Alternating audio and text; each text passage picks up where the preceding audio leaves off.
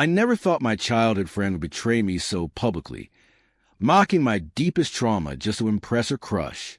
As her cruel laughter echoed through the room, everyone waited for my reaction. Instead of causing a scene, I simply walked away and cut her from my life forever. What she didn't know was that I had evidence that would not only destroy her budding romance, but her entire reputation. Some betrayals can never be forgiven. The first time I met Mia Chun, we were 8 years old, standing in the rain at a bus stop. I was the new kid in Oak Ridge, clutching my Superman lunchbox like it was a shield. She shared her umbrella without saying a word, and by the time the bus arrived, we'd pinky sworn to be best friends forever. Some promises aren't meant to last, but for 15 years, that one did. Mia was the extrovert to my introvert, the spontaneous chaos to my careful planning. When my mother started drinking after dinner, then before dinner, then instead of dinner, it was Mia who showed up with grocery bags and cooked meals for my family without making it feel like charity. "That's what forever friends do," she'd say, her jet black hair falling across her face as she chopped vegetables in our kitchen. We'd carry each other through the storms. And I carried her too, through her panic attacks before debate tournaments, through her father walking out when we were 13, through her first heartbreak with a boy who called her emotionally exhausting. I held her hair back when she got drunk for the first time at 16, crying about never being enough. I edited her college applications when she was too anxious to read them one more time. That's why it hurt so much when she betrayed me, because I knew exactly what I meant to her, and she threw it away for a guy who couldn't even pronounce her name correctly. Our Friday traditions were sacred. Every week since high school, we'd meet at Lighthouse Cafe, order 2 slices of banana bread and hot chocolates, and share our deepest thoughts, things we'd never tell anyone else, safe in our bubble of absolute trust. "I think I'm disappearing," I told her one rainy Friday during our senior year of high school. "Dad hasn't gotten out of bed in 3 weeks. Mom's drinking herself to death, and nobody at school even notices something's wrong." Mia reached across the table and squeezed my hand. "I notice. I'll always notice you, Alex." It was during those Friday confessionals that I finally told her about the fraud, how my father's business partner, a man who'd been in my life since I was born, had systematically stolen everything, how he'd manipulated records, diverted funds, and left my dad holding the bag for millions in debt, how the legal fees alone had drained my college fund, how my father had put a gun in his mouth but couldn't pull the trigger. "I'll never tell anyone," Mia promised, tears streaming down her face. Not ever. Another promise broken. Everything changed when we got to Westlake University. Not immediately. The first semester felt like an extension of our hometown life, just with more freedom and cheaper wine. We shared a cramped dorm room, stayed up too late talking about the future, and navigated the bewildering social landscape together. Then came sophomore year, and with it, Ethan Blackwood. I still remember the day Mia first saw him. Tall, with carefully tousled dark hair, and the kind of smile that suggested he knew secrets about you. He was giving a presentation in our contemporary literature class about the death of authenticity in modern memoir. "That's him," Mia whispered, gripping my arm so hard it left marks. "That's the guy I was telling you about from the party." I nodded, barely listening. I was too focused on disagreeing with almost everything Ethan was saying about literature. But for Mia, it was the beginning of an obsession. Suddenly, our sacred Fridays became negotiable. Ethan mentioned a gallery opening tonight. She'd text last minute. Or, some friends from Ethan's fraternity are having a bonfire at the beach. I tried not to mind. Everyone gets a little crazy about someone at some point, right? I threw myself into my writing instead, finding refuge in the stories I could control. Professor Winters noticed, submitting my short story, Glass Houses, to the Westlake writing competition without telling me. When I won, it was Mia who got the news first. She'd checked my student email while borrowing my laptop. "Alex, you're going to be published in the University Literary Journal. There's a cash prize and everything," she squealed, hugging me tight. For a moment, it felt like old times. "They want you to read it at the Spring Arts Festival next month," she added, scanning the email. In front of everyone. I felt my stomach drop. Public speaking was Mia's thing, not mine. I can't do that. Of course you can, she insisted. I'll help you practice. And I'll be right there in the front row. I believed her. That was my mistake. What I didn't realize was that Ethan Blackwood was on the festival committee, or that he'd never even looked Mia's way, despite her increasingly desperate attempts to join his literary circle, or that my success would become the perfect opportunity for Mia to finally get his attention. At my expense at retry Claude can make mistakes. Please double-check responses. The Spring Arts Festival was held in Hammond Hall, an imposing brick building with stained glass windows that transformed sunlight into kaleidoscope patterns across the wooden floor. I stood backstage, heart hammering against my ribs, note cards damp with sweat. You look like you're about to pass out, whispered Jules, my writing workshop classmate. Remember to breathe. I nodded mechanically, peering through the curtain gap at the rapidly filling auditorium. Nearly 200 people had shown up, students, faculty, and even a few literary agents from Seattle. Professor Winters had warned me they might be coming.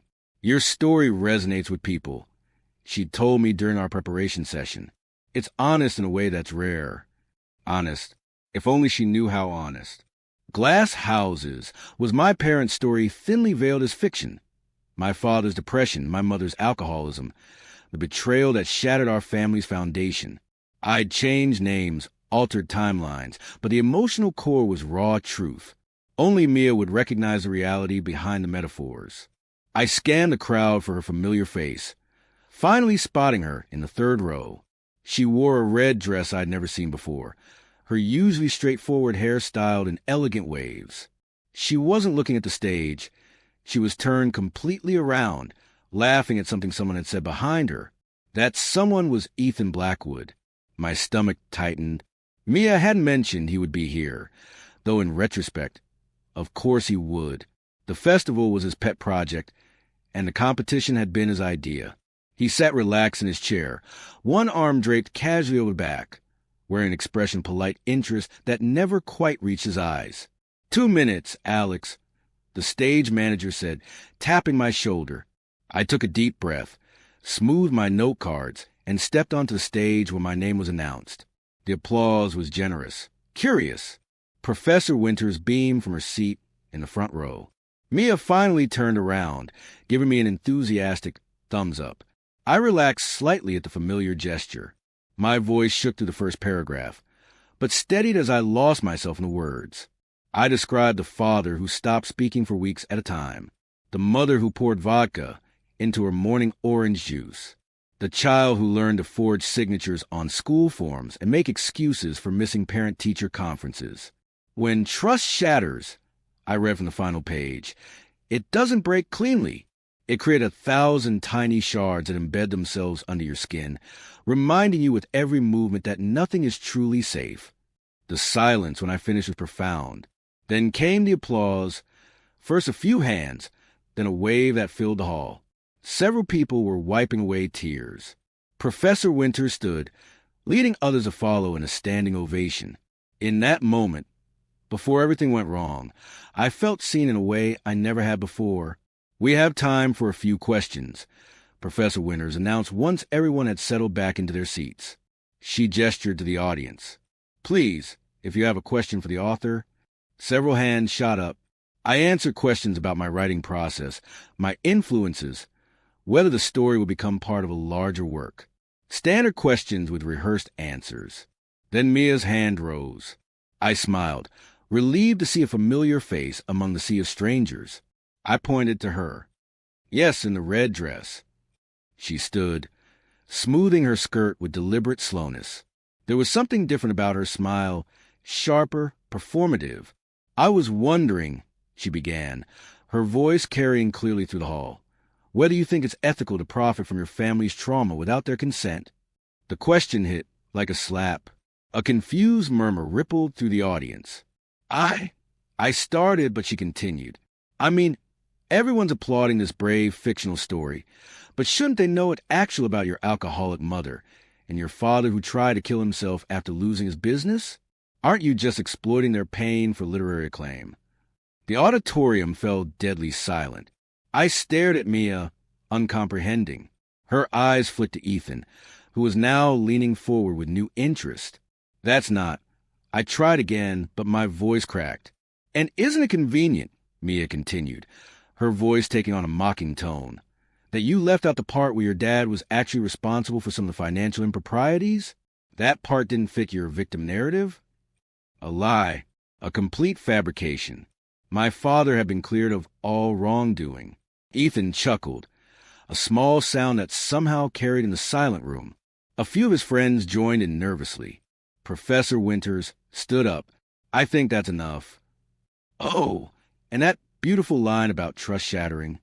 Mia twisted her voice into a cruel mimicry of mine. Didn't you actually steal that from your mother's suicide note? The one she wrote during her 3rd rehab stay? The water glass in my hand slipped, crashing onto the stage floor and shattering. Water splashed across the front row, causing people to jump back. Someone's expensive laptop got soaked. Ethan's laugh grew louder. His friends followed suit.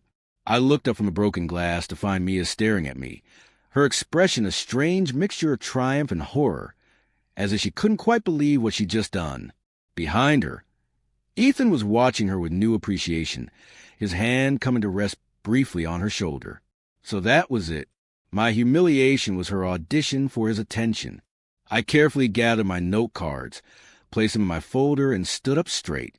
The microphone captured my breathing, steady, controlled. I made eye contact with Mia, held it for 3 long seconds, then turned and walked off the stage without a word. No argument, no defense, no tears, just silence, the kind that speaks volumes. 3 days after the literary festival, I changed the locks on my apartment. It wasn't dramatic or impulsive. I scheduled the locksmith a day in advance, paid the extra fee for a rush job, and calmly explained that my roommate would no longer be living there. I packed Mia's belongings methodically, clothes folded in suitcases, books stacked in boxes, photographs removed from frames and placed in envelopes. I labeled everything clearly and arranged for a storage unit in her name, paid for 3 months in advance. No angry notes, no torn photographs, no childish acts of revenge, just absence. Are you sure about this? Jules asked, helping me carry the last box to my car. I mean, what she did was absolutely awful, but you guys have been friends forever. I slid the box into the trunk and closed it with decisive thud. That's the thing about forever, I said. It only takes 1 second to end it. My phone had been buzzing constantly since I walked off stage. First with Mia's messages. Alex, I'm so sorry. I don't know what came over me. Please call me back. I didn't mean any of it. I was just trying to get Ethan to notice me. You know I would never deliberately hurt you. Then came the phone calls. 17 in the first night alone. I didn't block her number. I simply muted it and let the voicemails accumulate like fallen leaves, unraked and untouched. By day 4, she was waiting outside my morning classes. I saw her from a distance and simply turned around, taking the long way through the biology building where we had no mutual classes. Professor Winters caught me exiting through the service door. Alex, she said, her eyes filled with concern. I've been looking for you. About what happened at the festival. I'd rather not discuss it, I said politely. She nodded, respecting my boundary. I understand, but I want you to know the English department has issued an official apology for the incident, and your story will still be published as planned. I thanked her and turned to leave. One more thing, she added.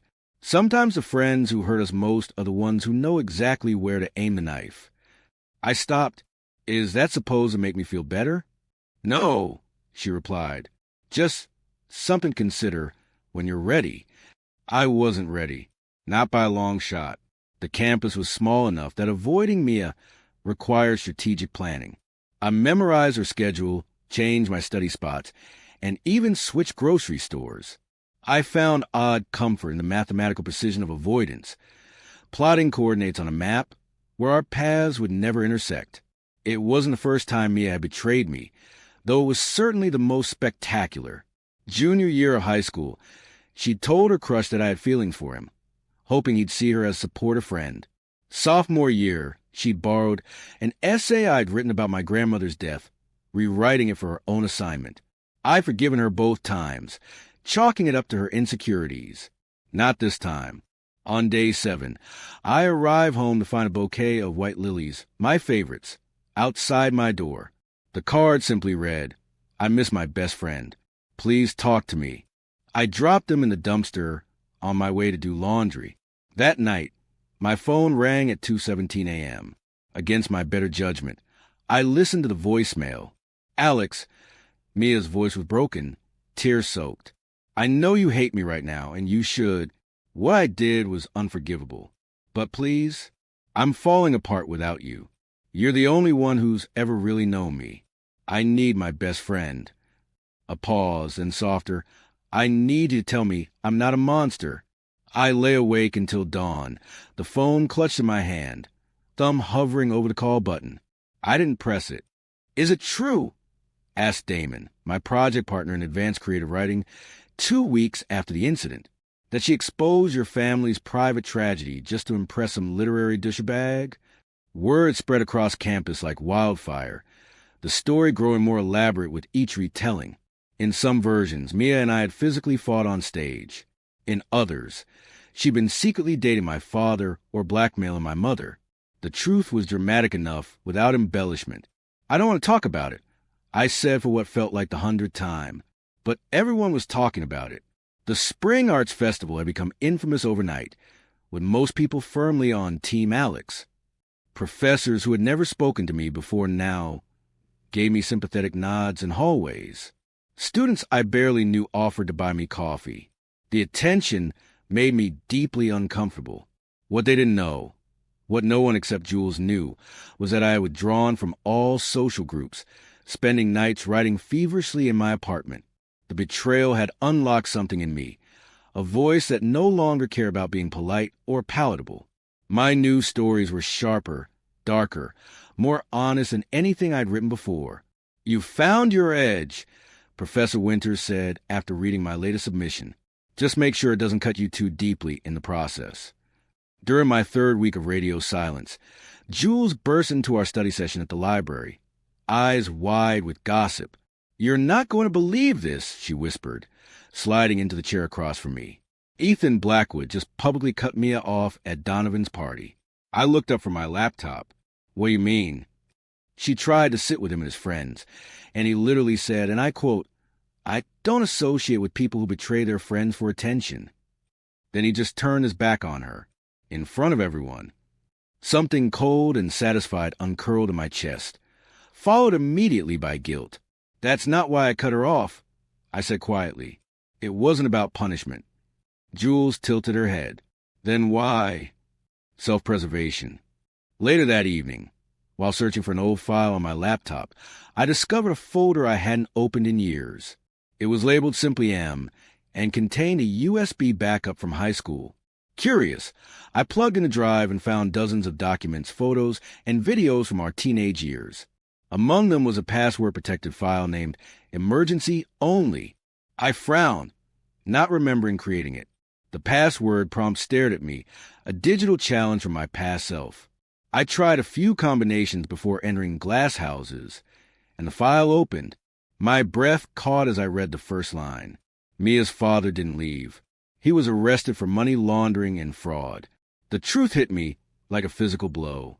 After all this time, I finally understood why my story about financial betrayal had triggered such a visceral reaction in her, and why she'd been so desperately trying to get close to Ethan Blackwood, whose father, I suddenly remembered, was a federal prosecutor. I had accidentally stumbled upon Mia's most carefully guarded secret, one that could destroy everything she'd built at Westlake. The question was, what would I do with it? The Westlake Spring Mixer was the last place I wanted to be on a Friday night, but Jules had insisted. "You can't hide in your apartment forever," she'd argued. "Besides, your story just got published. We're celebrating."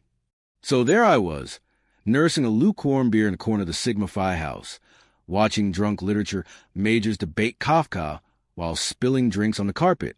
Ethan stood across the room with his usual entourage, occasionally glancing my way, but never approaching. I'd been at the party exactly 27 minutes and was calculating the earliest polite exit when the front door banged open. Mia stumbled in, clearly already intoxicated. Her hair was disheveled, mascara smudged beneath her eyes.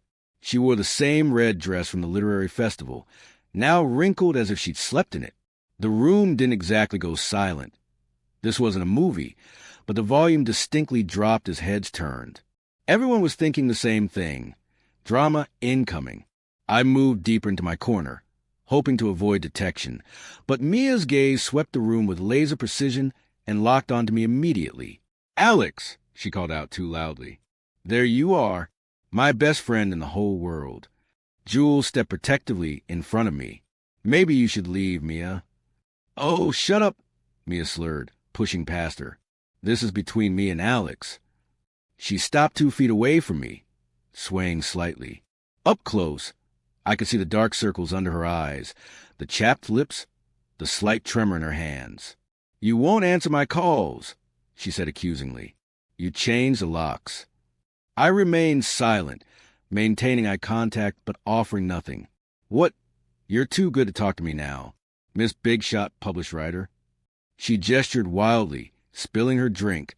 "Everyone thinks you're so perfect, so authentic. If they only knew." The room had gone properly quiet now. Even the music seemed to have dimmed. "Knew what, Mia?" asked someone from the crowd.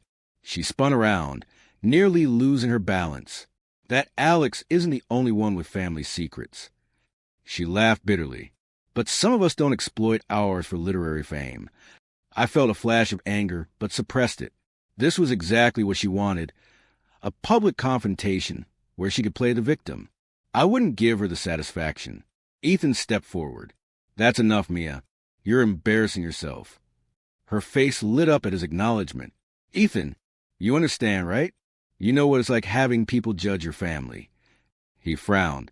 "What are you talking about?" "Oh, come on," she said, stepping toward him. "Your dad's exactly like mine, doing whatever it takes to win, no matter who gets hurt in the process." A dangerous look crossed Ethan's face. "Don't compare your convicted felon father to mine." The room went dead silent. Mia froze, her glass slipping from her fingers and shattering on the floor. "How?" she whispered, her face draining of color. "How do you know about that?" Ethan's expression shifted from anger to confusion. "Everyone knows. Your dad's case was all over the news 3 years ago. That investment scheme that bankrupted half of Seattle." Mia shook her head frantically. No, that wasn't. I never told anyone here. I changed my last name. I was so careful." "Wait," Ethan said, understanding dawning. "Is that why you've been trying to get close to me? Because my father prosecuted yours." Mia's eyes darted desperately around the room, finding every face staring back at her with fascination or disgust. "That's not. I didn't." She turned to me, suddenly accusatory. "You told him, didn't you? You promised you'd never tell anyone." I finally spoke, my voice quiet but clear in the silent room. "I never told anyone, Mia. I kept your secret even after you exposed mine." "Liar!" she screamed, lunging toward me. Several people moved to intercept her, but she stumbled on the broken glass and fell hard, cutting her palm. Blood mixed with spilled alcohol on the wooden floor. Looking up at the circle of faces surrounding her, Mia's anger crumbled into humiliation. She scrambled to her feet and ran from the house, sobbing loudly enough for everyone to hear. No one followed her. Chapter 10. Rock Bottom. Mia sat alone in her dingy studio apartment, the one she'd rented after I'd changed the locks. Empty ramen cups and unwashed clothes surrounded her like the physical manifestation of her unraveling life. Her phone lay silent on the coffee table, had been silent for days. No texts, no calls, no social media notifications. It was as if she'd suddenly become invisible to the entire campus. "They all know," she whispered to herself, picking at the bandage on her palm. The cut from the party had required 3 stitches, but the pain barely registered compared to the crushing weight of her public humiliation. On her desk sat the framed photograph she'd managed to salvage from her packed belongings. The 2 of us at 16, arms wrapped around each other on the pier at sunset. My birthday. She'd surprised me with a picnic after my mother had forgotten the date entirely. "Why didn't you stop me?" she asked the smiling girl in the photo. You always stopped me before I went too far. The silence answered her question. Because I wasn't there anymore. I'd walked away, taking with me the guardrail she relied on for 15 years. Mia pulled out her journal, the leather-bound one I'd given her for Christmas last year, embossed with her initials. She'd been trying to write an apology letter for weeks, filling page after page with false starts and crossed-out sentences. Dear Alex, I know I don't deserve your forgiveness. Too cliché. I've been reflecting on my actions, and too formal. I miss you so much it physically hurts. Too manipulative. The truth was, she didn't know how to apologize for something this enormous.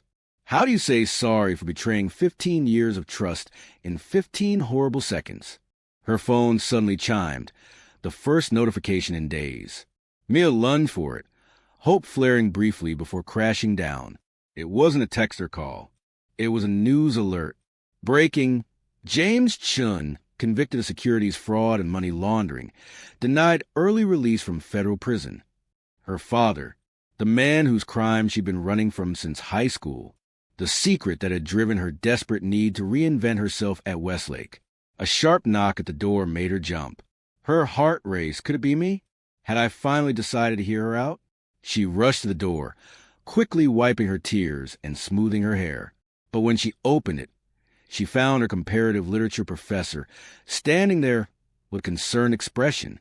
Mia, you've missed 4 classes in a row. Is everything all right? I'm fine, she lied automatically. Just a stomach bug. The professor's expression remained skeptical. Several students have mentioned concerns about your welfare after what happened at the spring mixer. Mia's face burned with shame. They're talking about me? People are worried, he said carefully. And frankly, your academic standing is in jeopardy if you continue missing classes. I'll be there Monday, she promised hollowly. After he left, Mia slid down against the closed door, hugging her knees to her chest. The apartment felt suffocating, the walls closing in with each breath. Everyone knew about her father, about her betrayal, about her pathetic meltdown. Worse still, they knew the truth about her, that beneath the carefully constructed image of confidence and charm was a desperate, insecure girl willing to sacrifice her oldest friend for a moment of attention. For the first time, Mia understood exactly what she had lost, not just our friendship, but her entire sense of self. I'm sorry, she sobbed to the empty room. I'm so sorry. But there was no one left to hear her apology. 1 month after the spring mixer incident, Professor Winters announced the final project for advanced creative writing, a collaborative personal narrative, exploring the concept of perspective. Partners would be assigned randomly. I sat in the back row, already mentally composing an email requesting to work alone, when she read the pairings. Alexander Morgan and Mia Chun. My pen froze mid-sentence.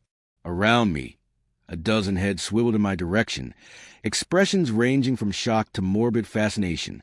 Professor Winters met my eyes with a calm, unwavering gaze that clearly communicated. This is deliberate. Deal with it. I waited until after class to approach her desk. Professor, about the partner assignment. Not negotiable, Alex, she said, gathering her papers.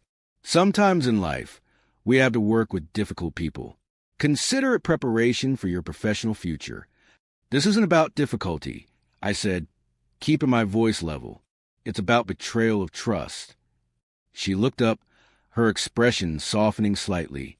I understand, but you're both talented writers who've experienced the same events from opposite sides. The tension between your perspectives might create something extraordinary, or a complete disaster. Sometimes they're the same thing, she replied with a small smile. The project is due in 3 weeks. I suggest you start soon. I left the building seething, only to find Mia waiting on the steps outside, hunched against the spring chill. She looked thinner than before, her usually vibrant presence dimmed. When she saw me, she straightened, nervously tucking her hair behind her ears. Alex, she said, her voice barely above a whisper. Can we talk about the project? I considered walking past her without acknowledging her existence, but that wouldn't make the assignment disappear. Library. Tomorrow, 4 o'clock, I said curtly, continuing down the steps without stopping. I'll be there, she called after me. Thank you. The library was neutral territory, public enough to prevent emotional scenes, quiet enough to enforce civility. I arrived 15 minutes early, securing a study room in the back corner with glass walls that offered privacy without isolation. Mia arrived at exactly 4, carrying a stack of books and her laptop. She paused in the doorway, as if gathering courage, before sliding into the seat across from me. Thank you for meeting me, she began. This isn't reconciliation. I cut in, my tone professional. It's an academic requirement. Let's establish some ground rules. We work efficiently. We communicate directly about the project only, and we keep our personal history out of it. She nodded, eyes downcast. Of course. I propose we divide the narrative into sections, work on our parts separately, and combine them at the end. That's not really collaborative, she pointed out cautiously. And I think Professor Winters will notice. She was right, much as I hated to admit it. The assignment specifically required a unified narrative voice exploring dual perspectives. Fine, I conceded. What do you suggest? We could meet twice a week, Mia offered. Work on the structure together, then draft our sections independently, then edit together? I nodded stiffly. Acceptable. We spent the next hour outlining the project, speaking in clipped, formal sentences. I treated her like a stranger, a particularly difficult classmate I was forced to tolerate. She responded with careful politeness, never pushing for more. As we packed up to leave, Mia hesitated, then asked, "What should our narrative be about?" "The assignment is personal narrative," I replied. "It should be something we both experienced." "So, us?" she asked, her voice small. I met her eyes for the first time. No, not us. Over the next 2 weeks, we maintained our artificial professionalism. We created a narrative about growing up in the same small town, viewed through different socioeconomic lenses. It was technically competent, but emotionally sterile. Nothing like the raw honesty Professor Winters had envisioned. During our 6th meeting, as I was mechanically editing a paragraph, Mia finally broke the carefully constructed piece. "Will it always be like this?" she asked abruptly. I looked up, momentarily startled by the personal question. "Like what?" "Like this," she gestured between us. Cold, distant, barely speaking. I carefully placed my pen down. "What did you expect, Mia? That we'd just go back to being friends?" "No," she said, her voice cracking slightly. "But I didn't expect to become nothing to you. You made that choice when you decided to humiliate me in front of everyone." She flinched. "I know, and I hate myself for it every day." She took a deep breath. "But we were friends for 15 years, Alex. Does that count for nothing?" "It counted for everything," I said quietly. "That's why your betrayal hurts so much." Mia looked down at her hands. "Do you think we'll ever be friends again?" I let the question hang in the air, unanswered. The silence stretched between us like a physical thing, heavy with 15 years of shared secrets, inside jokes, midnight confessions, and one unforgivable moment. "We should get back to work," I finally said. "We're running out of time." Our final meeting before the project deadline found us in the same study room, surrounded by printed drafts and empty coffee cups. Outside, rain lashed against the windows, casting wavering shadows across the table. "I think it's done," I said, scrolling through the completed document. "It's not groundbreaking, but it should earn us both decent grades." Mia nodded, but her attention seemed elsewhere. She'd been unusually quiet all afternoon, her typical nervous energy replaced by a heavy stillness. "Alex," she said suddenly, "I can't submit this." I looked up sharply. "What do you mean? We've spent weeks on it." "It's fake," she said, pushing her laptop away. "Everything about it is fake. The careful structure, the polite paragraphs, the distant narrative voice. It's exactly what Professor Winters doesn't want. It meets the assignment requirements," I argued. "But it's not real," she insisted. "We're writing about childhood in a small town, like we're anthropologists observing someone else's life. There's no truth in it." I leaned back in my chair, suddenly tired. "What do you want from me, Mia?" "I want to write about what really happened," she said. eyes meeting mine with unexpected determination. About us, about the festival, about why I did what I did. Absolutely not. Please, she said, leaning forward. Just hear me out. Against my better judgment, I gestured for her to continue. Mia took a deep breath. I betrayed you because I was terrified. Of what? Losing Ethan's attention? Of losing everything, she said quietly. When you read that story about financial fraud and family destruction, it was like you were exposing my life, not yours.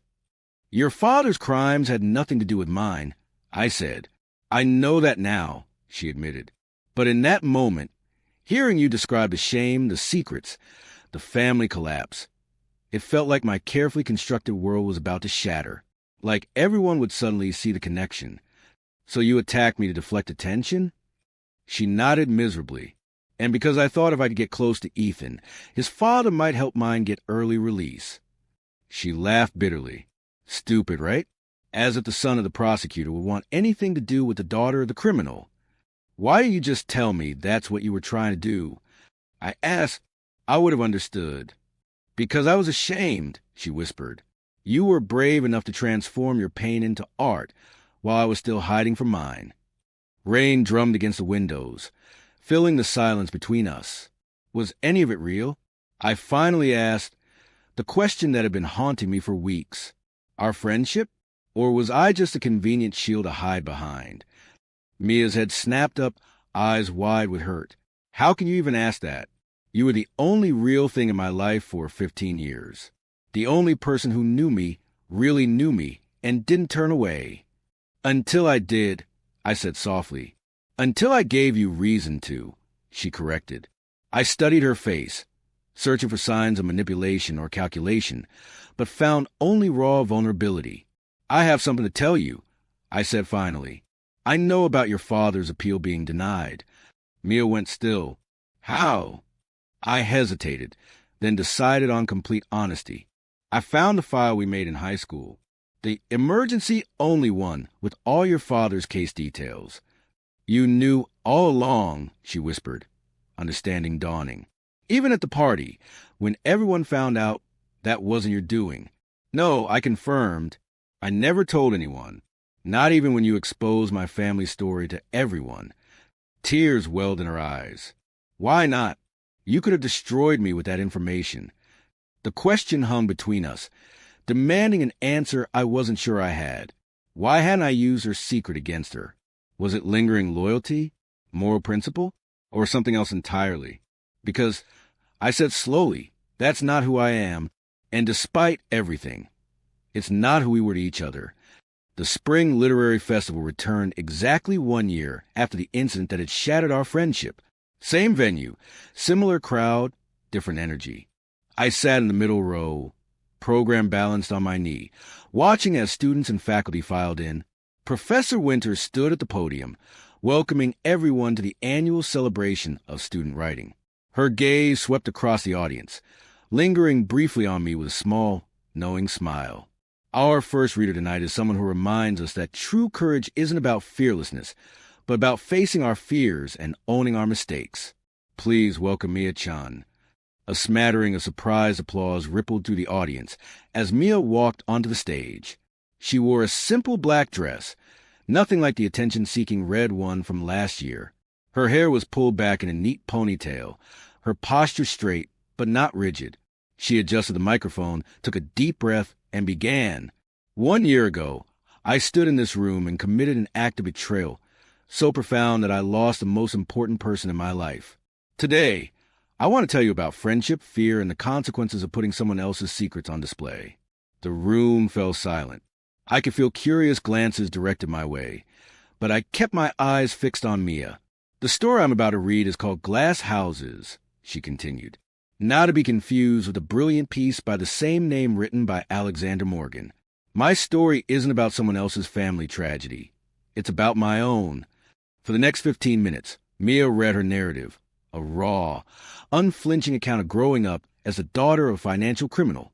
She described the midnight raid on their house when she was 14, the newspaper headlines with her family name splashed across them, the whispers in school hallways.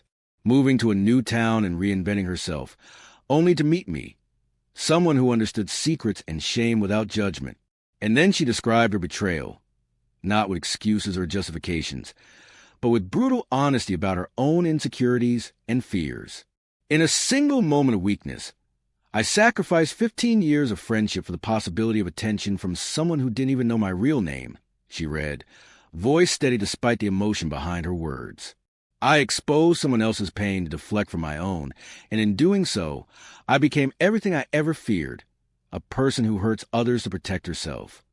By the time she finished, several people were openly wiping away tears. Even Ethan, sitting near the front, looked genuinely moved. I want to end by saying something directly to the person I hurt, Mia said, looking up from her paper. Her eyes found mine in the crowd. I know that a public apology might seem like another performance, but I wanted to stand in the same place where I betrayed you and acknowledge what I did. You deserve better then. You deserve better now. Thank you for showing me what real courage looks like. She gathered her papers and stepped away from the podium. The applause was deafening, far louder than polite appreciation warranted. It was recognition of something authentic and rare, true accountability. I remained seated as Mia walked off stage, disappearing behind the curtain. Only when the next reader was introduced did I quietly slip out the side door.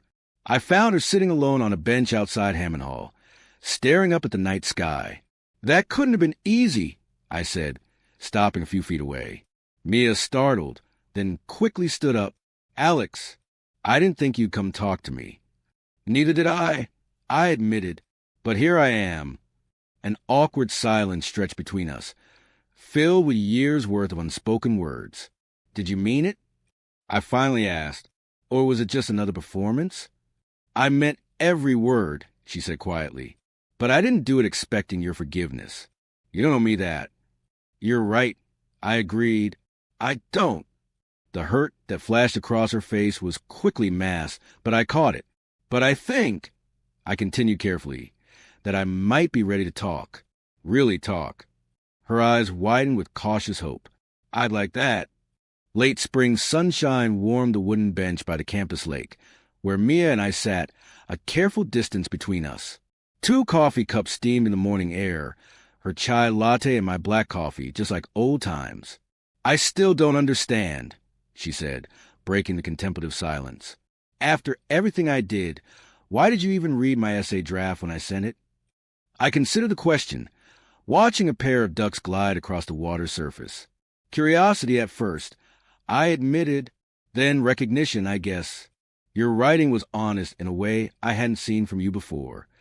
It was terrifying, Mia confessed, putting everything on paper like that, but also freeing. I nodded. That's how I felt writing Glass Houses. Like I was finally letting go of secrets that had been poisoning me from the inside. I'm sorry I made you regret that bravery, she said softly. I don't regret it anymore, I replied. What happened was horrible, but it forced me to face something important. I can survive betrayal. I can protect myself without shutting down completely. Mia studied my face. You've changed. So have you. We fell silent again, more comfortable this time. In the distance, students crossed the quad, heading to morning classes. I need you to understand something, I said finally. Cutting you off wasn't about punishment. It was about self-preservation. I know that now, she said. You did what you needed to do. For a long time, I was a safeguard for both of us. I continued. I kept your secrets, managed your impulses, forgave your mistakes. But I couldn't keep doing that and still be me. Mia nodded, blinking back tears. I relied on you to be my conscience for so long that I never developed my own. When you weren't there to stop me, you crashed and burned. I finished spectacularly, she agreed with a hint of dark humor.